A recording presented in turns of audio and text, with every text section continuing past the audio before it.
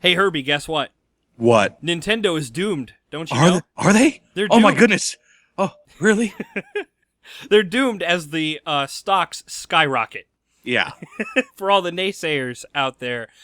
Let's see. We have the 1-2 punch this week of Pokemon Go and the just announced Nintendo Mini NES, which nobody saw coming.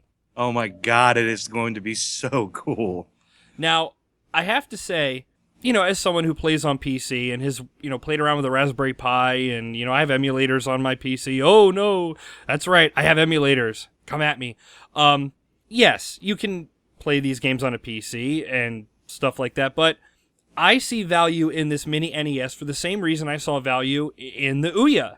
For people who don't want to bother to learn how to do all this stuff on PC and don't want to pay the exorbitant prices for some of these games, which there are, this is a perfect way to just have a nice little tiny plug-and-play system. And if you already have a Wii Classic controller, it works with this thing. Take a look at the ports on the front. Those aren't USB ports. And I'll tell you what, this is going to make gaming conventions a lot easier. Instead of having to lug around your cartridges and an NES system, you can have it in a little bag, pop it out, plug it in, and boom, you're playing Double Dragon. So boom. Next year when we Super go Mario to too many Brothers 1, 2, and games, 3. next year when we go to too many games for the full 3 days. Oh yeah, we're rocking some Double Dragon too. The Mini NES is $60, and it comes preloaded with 30 games. It is coming with, HDMI cable power adapter, what Nintendo is calling an NES Classic controller. But again, if you have a Wii Classic controller, you can use that as well. And I like the fact that it has 2 controller ports. I had a hell of a time when I had my Raspberry Pi. I had a hell of a time trying to get it to use 2-player games. This, it's just plug and play. And the thing is, there are people out there that say, oh, $60 is too much. Well, if you really, again, like I said, you can do this stuff on PC, but if you just want to have a simple, quick and dirty NES experience, number one, this is official. You don't have to deal with third-party stuff through an Ouya or an NVIDIA Shield or anything like that. This is official. And take a look at some of the games that are on this list. Let's see. You've got Balloon Fight, Bubble Bobble, going down the list here, Double Dragon 2, which you already mentioned. Final Fantasy, Ghosts and Goblins, Ice Climber, Kid Icarus. Guess what?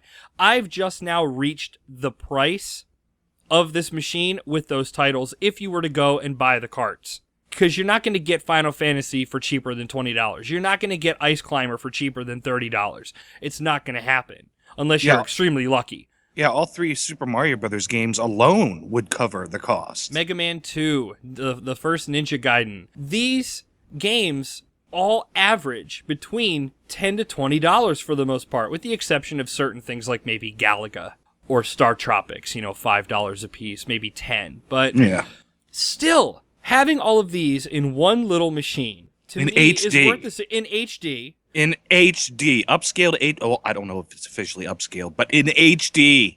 And you know that because it's proprietary, it's probably going to have a nice little menu set up. It's going to have some nice little bells and whistles. I mean, look at the packaging that it comes in. Even the packaging looks like the original NES starter pack.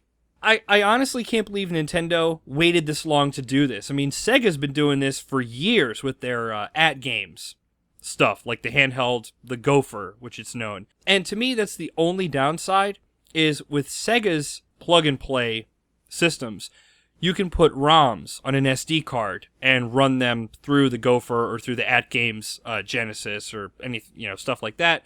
And you can't do that with the NES Mini, but to be fair, this is Nintendo we're talking about, so I wouldn't have expected that anyway. Considering their stance on, piracy and using ROMs and so on and so forth, I wouldn't expect it to have an SD card. But I have a feeling that you're probably going to open one up and see if there's a way you can add games to it anyway. Oh, I'm going to open that sucker up, see what it's all about, man. If you can add an SD slot or micro SD slot to that thing. Or if it even has one already. Oh my God. If it's running off of an SD card, well, it comes out in November.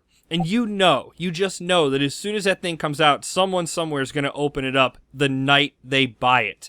Oh, and if it is running off of an SD card or a micro SD card, as soon as someone figures out how to remove the card, if it can be removed, and what folder the ROMs are in, oh man.